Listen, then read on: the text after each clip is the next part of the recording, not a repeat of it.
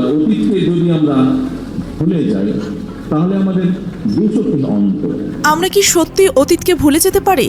আমার বাড়ির লোকজনকে কিছু খেতে পারে। একজন নেতা বলছেন, অতীতকে যদি ভুলে যাই তাহলে আমরা দুই চোখে অন্ধ। এই কথাটা এখন আগুনের মতো ছড়িয়ে পড়েছে বাংলাদেশের রাজনীতিতে, কারণ এই কথাটা বলেছেন তারেক রহমান। আর তিনি সরাসরি বলছেন অতীত ভুলে যাওয়া যাবে না এবং সেই অতীতের বিচার কার্যকর হবে এই বাংলার মাটিতে। কথাগুলো শুনতে শক্তিশালী, কথাগুলো শুনতে আশাবাদী, কিন্তু প্রশ্নটা এখানেই, এই কথাটি কি বাস্তবে রূপ নেবে নাকি এটা শুধু আরো একটা রাজনৈতিক প্রতিশ্রুতি? এই প্রশ্নের উত্তর খুঁজতে হলে আমাদের একটু পেছনে যেতে হবে। 2007 সাল, বাংলাদেশ তখন এক অস্থির সময় পার করছে। সেই সময় গ্রেফতার করা হয়েছে তারেক রহমানকে।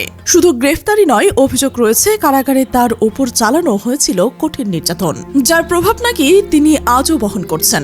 18 মাস কারাগারে থাকার পর তিনি মুক্তি পান, চিকিৎসার জন্য পাড়ি জমান বিদেশে। কিন্তু সেখান থেকে শুরু হয় এক দীর্ঘ অধ্যায়। তার বিরুদ্ধে একের পর এক মামলা, অর্থ আত্মসাৎ, মানি লন্ডারিং, এমনকি বড় ধরনের হামলার পরিকল্পনার অভিযোগ রয়েছে। সব মিলিয়ে একটা সময় বলা হয় তার বিরুদ্ধে দাঁড় করানো হয়েছিল ডজনের পর ডজন মামলা। ফলাফল, 17 বছর দেশের বাইরে। একটা মানুষের জীবনের সবচেয়ে গুরুত্বপূর্ণ সময় নিজের দেশ ছাড়া কাটাতে হয়েছে।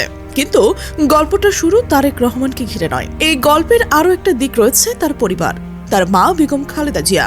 মামলা, সাজা, কারাবাস, অসুস্থতা, একদিকে ছেলে বিদেশে, অন্যদিকে মা জেলে।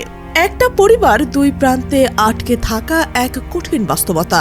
এবার আসে দেশের সামগ্রিক পরিস্থিতিতে। রাতের আধারে মানুষ উধাও হয়ে যাওয়ার গল্প, যেগুলো আজও প্রশ্ন হয়ে আছে। নির্বাচন নিয়েছিল তীব্র বিতর্ক। কেউ বলছে প্রতিদ্বন্দ্বিতা ছিল না, কেউ বলছে ভোটের আগেই ফল নির্ধারিত। এই সবকিছু মিলিয়ে দেশের ভেতরে জমে থাকা চাপা ক্ষোভ। তারপর আসে 2024। রাজপথে মানুষ নামলো, পরিবর্তনের দাবি ওঠে এবং এখন সবচেয়ে বড় প্রশ্ন সামনে, বিচার কি সত্যি হবে? কারণ একদিকে তারেক রহমান বলছে বিচার নিশ্চিত হবে, অন্যদিকে একটি সিদ্ধান্ত ঘিরে তৈরি হয়েছে নতুন বিতর্ক। আন্তর্জাতিক অপরাধ ট্রাইব্যুনালের চিফ প্রসিকিউটরকে সরিয়ে দেওয়া হয়েছে হঠাৎ করে, কোনো স্পষ্ট ব্যাখ্যা ছাড়াই। যে মানুষটি এই বিচার প্রক্রিয়ায় গুরুত্বপূর্ণ ভূমিকা রেখেছিলেন তাকে সরিয়ে দেওয়া হয়েছে। এটা কি শুধু একটি প্রশাসনিক সিদ্ধান্ত, নাকি এর পেছনে রয়েছে অন্য কোনো কৌশল? এটাই কি হচ্ছে সবচেয়ে বড় সাসপেন্স? বিচার এগোচ্ছে নাকি ধীরে ধীরে দিক পরিবর্তন করছে? আরো একটা বড় বিষয়, অভিযুক্ত এখন দেশের বাইরে। প্রত্যর্পণ নিয়ে চলছে কূটনৈতিক টানাপোড়েন। সরকার কতটা সক্রিয়, আন্তর্জাতিকভাবে কতটা চাপ তৈরি করা হচ্ছে, এই প্রশ্নের উত্তর এখন পরিষ্কার নয়। আর এদিকে যারা তাদের প্রিয়জন হারিয়েছেন, যারা এখনো অপেক্ষা করছেন, তাদের জন্য এটা শুধু রাজনীতি নয়, এটা একটা ন্যায় বিচারের প্রশ্ন।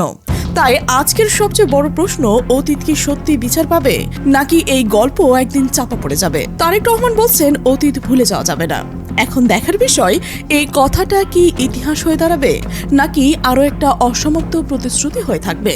জিএলভি ভয়েস নজর রাখছে পুরো বিষয়টিতে। প্রতিটি আপডেট, প্রতিটি প্রশ্ন আপনাদের সামনে তুলে ধরা হবে, কারণ সত্য জানার অধিকার সবার রয়েছে। প্রিয় দর্শক, এই বিষয়ে আপনার মন্তব্য অবশ্যই কমেন্টে জানাবেন। আর আপনি যদি এই চ্যানেলে নতুন হয়ে থাকেন, সাবস্ক্রাইব করে বেল আইকনটি অন করে রাখুন, যেন আমাদের পরবর্তীতে বিশ্লেষণধর্মী প্রতিবেদন সবার আগে আপনার কাছে পৌঁছয়। আমাদের সাথে থাকার জন্য ধন্যবাদ।